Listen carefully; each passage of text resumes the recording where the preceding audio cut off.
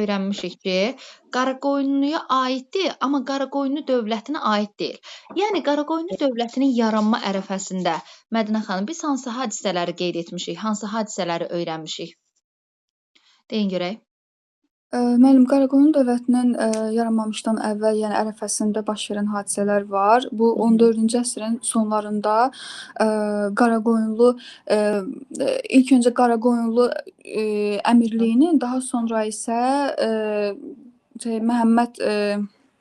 Qara Məhəmməd tərəfindən Qaraqoyunlu feodal hakimliyinin əsasının qoyulmasını qeyd edirik. Daha sonra Qara Məhəmmədin deməli dostluq əlaqələri olmuşdu, səhv eləmirəmsə ilə. Baxın, siz Qaraqoyunlu dövlətinin yaranma ərəfəsində baş verən əsas hadisələr deyəndə birinci qeyd edəcəksiniz ki, Teymurlərə qarşı mübarizənin olması, hansı mübarizə o da?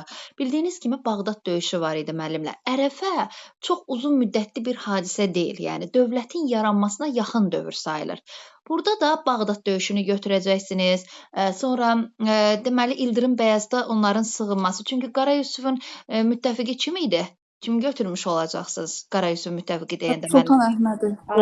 Sultan Əhmədi. Deməli Qara Yusif və Sultan Əhməd Teymuriyə qarşı mübarizədə 1394-cü ildə məğlub olacaq və Osmanlıya sığınacaq. Amma bilirsiniz ki, əsir götürülərək Misirə aparılır.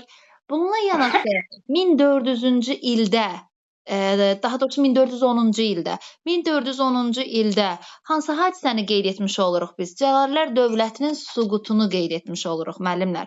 Yəni Qaraqoyunlular Cəlalləri süquta uğradır və onun nəticəsində yaranır. Sonra əlavə olaraq nə qeyd edə bilərik yaranma ərəfəsində? Deyin müəllimə. Deyin Sevci xanım. Deməli 1408-ci ildə Sədrut döyüşünü deyə bilərik. O Sədrut döyüşündə Teymurlər Azərbaycandan da çıxarılır. 1406-cı ildə Naxçıvan yaxınlığında döyüş vardı. Burada Qara Yusif Miranşahın oğlu Əbu Bəkirin qoşununu məğlub etmiş olur. Sonra Əsəd döyüşündə əslində deyə bilərik. Çünki 1410-cu ildə Əsəd döyüşü olandan sonra Qaraqoyunlu dövləti yaranır. Cəlalilərin süqutunu deyib, sonra dövlətin yaranmasını deyə bilərik. Yəni bu